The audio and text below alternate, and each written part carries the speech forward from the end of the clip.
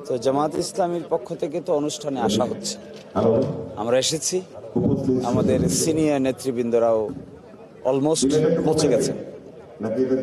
তো আজকে কিছু অনাকাঙ্ক্ষিত ঘটনা ঘটেছে, দেখেছেন আপনারা।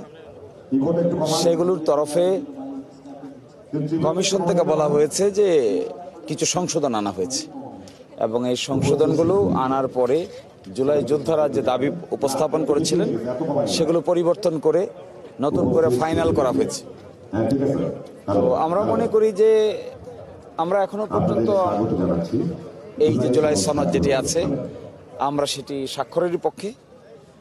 আর দ্বিতীয় কথাটা হলো এটি বাস্তবায়ন নিয়ে একটি কথা আছে বিভিন্ন মহল থেকে। আমরাও এনসিপি যেটা চেয়েছে যে বাস্তবায়নের ব্যাপারেও সনদে দুটো লাইন যুক্ত থাকার কথা, কিন্তু সেই লাইনটি অঙ্গীকারনামার যে পার্ট আছে এই পার্টের মধ্যে গণভোট কিংবা একটি নতুন আদেশ জারি করার যে কথাটা আছে, যেটা ঐকমত্য কমিশনে আলাপ হয়েছিল, সেই পার্টটুকু এখানে নাই।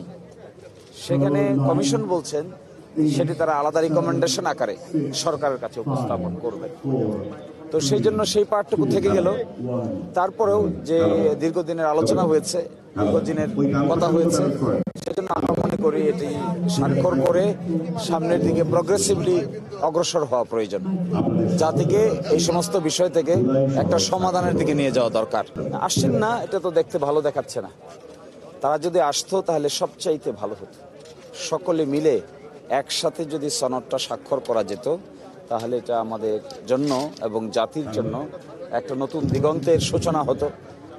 এনসিপি তারা এটা বলেছেন, গতকালকে একটা স্টেটমেন্ট দিয়েছেন যে তারা আপাতত স্বাক্ষর করছেন না, কিন্তু তারা একবারেই স্বাক্ষর করবেন না এই কথা বলেননি।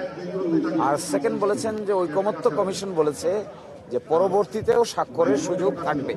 এনসিপি শর্ত দিয়েছে বাস্তবায়নের ব্যাপারে সুনির্দিষ্ট কথা থাকতে হবে। তো যদি পরবর্তীতে বাস্তবায়নের ব্যাপারে সুনির্দিষ্ট পদক্ষেপ আসে তাহলে তো আর কোনো আপত্তি থাকার কথা নয়। এই জন্য আমার মনে হয় আজকের দিনটা উদযাপন করছে সকলে মিলে, সেটি উদযাপন করাই উচিত। আর সেকেন্ড হলো বাস্তবায়নের ব্যাপারে সরকারকে অতি দ্রুত পদক্ষেপ নেওয়া উচিত, যেন এনসিপি সহ সকলেই আশ্বস্ত হন এবং জাতি একটা নতুন উত্তরণের রাস্তা খুঁজে পায়।